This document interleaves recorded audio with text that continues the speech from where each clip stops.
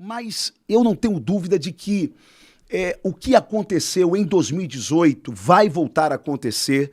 Ou seja, eu tenho certeza de que as pessoas boas, de que os homens de bem, de que a direita... E aí quando eu falo direita, Monark, eu não estou aqui dizendo de que tudo na direita é bom, de que todos que estão na direita são perfeitos ou que amam a nação brasileira. Tem muito canalha também na direita, tem muito bandido também na direita, não é? A questão toda é que eu creio nesse nosso retorno por uma coisa só.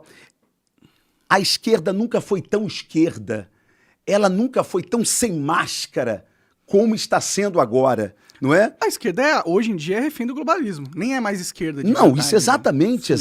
exatamente. Então, você vê ministro Flávio Dino não é, falando claramente, só é possível preservar a liberdade de expressão regulando-a, não é? Mas aonde que cabe regulação na liberdade de expressão, Sim. não é verdade? Então, não é liberdade se for regulado. Então não é liberdade, não é? Então, o que eu entendo é que os sinais que nós estamos vendo muito claros de que o próprio sistema que abraçou o presidente Lula, o próprio sistema que colocou Lula no poder, não é? E eu não sou daqueles, sabe, Monark, que torce para o avião cair porque não gosta do piloto. Não. Eu não votei em Lula, eu nunca votei no PT, mas se é isto que está posto aí... É o que está posto.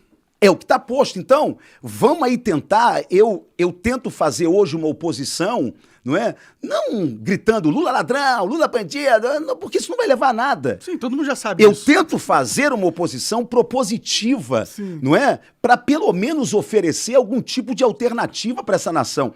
Agora, por que eu acredito que nem tudo está perdido? Quando eu vejo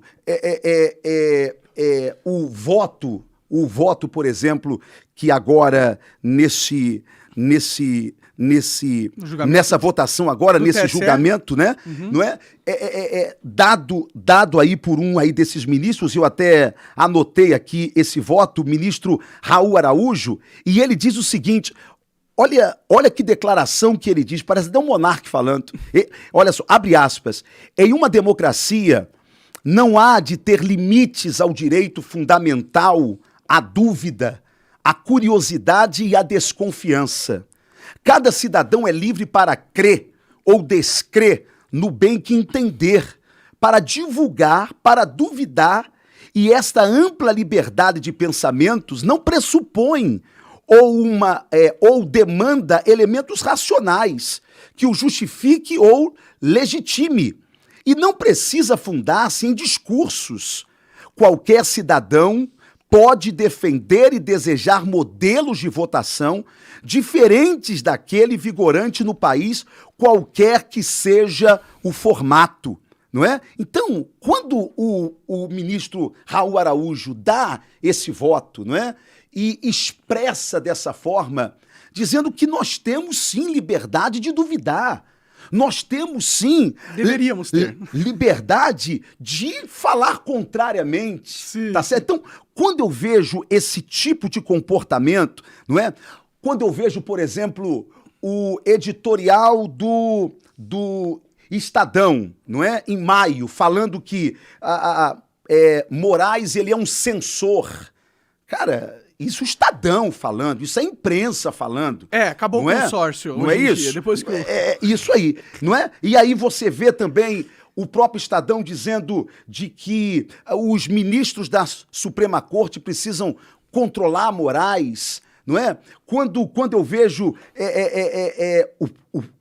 o próprio Estadão dizendo de que o comportamento do ministro Moraes, de alguma forma, desmoraliza a Suprema Corte do país, ou seja, é a imprensa, é a própria imprensa se manifestando. A ministra, a subprocuradora-geral vai tá na Veja agora, que vai agora essa semana aí às bancas, não é? Falando sobre o confronto de ideias entre ela e o ministro Alexandre de Moraes, não é?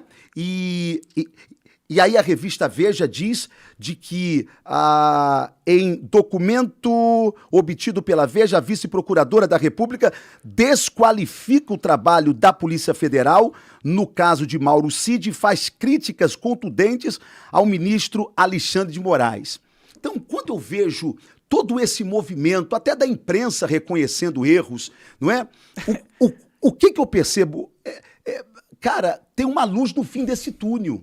Ou seja, o mesmo sistema que hoje, não é, permitiu alguns passos... Fundamentou, inclusive, não só permitiu. Fundamentou, isso exatamente. Fundamentou algumas aberrações jurídicas que nós vimos do ministro Alexandre de Moraes com muita clareza. Parece que é o mesmo sistema também que está dizendo, peraí, a gente não pode permitir que um único ser humano tenha um poder desse tamanho todo. Por quê? Porque isto vai destruir a todos, certo? E vai destruir a todos. Mas, Antônio, vamos ser sinceros pelo que aconteceu, né? Os caras, eles se uniram, a máfia se uniu para tirar o Bolsonaro. Não tenho dúvida. E essa máfia inclui a mídia e o judiciário e pessoas muito poderosas internacionalmente. Né? Tanto que se você for hoje no site do STF, a primeira coisa que tá lá é a Agenda 2030 da ONU. Sim, concordo com você. Não é esquisito? Plenamente. Por que um órgão do Supremo, do nosso judiciário, está promovendo uma pauta internacional da ONU?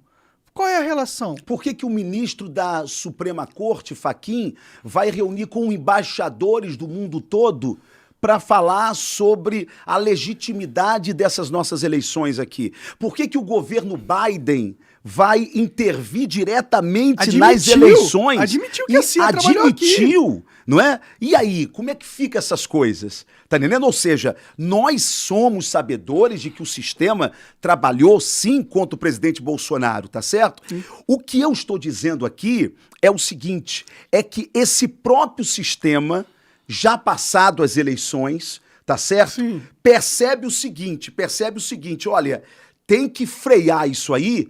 Por quê? Porque nós já conseguimos o que a gente queria. Exato. E se não frear daqui pra frente... vai ficar feio pra nós. E aí, como é que fica? Que fundamentamos toda essa merda. Exatamente. Então agora é só um processo de controle de danos, entendeu? Depois da merda que eles fizeram. Então, acho ótimo isso aí. Eu vi, inclusive, o Globo e o Estadão me defendendo no caso da minha censura.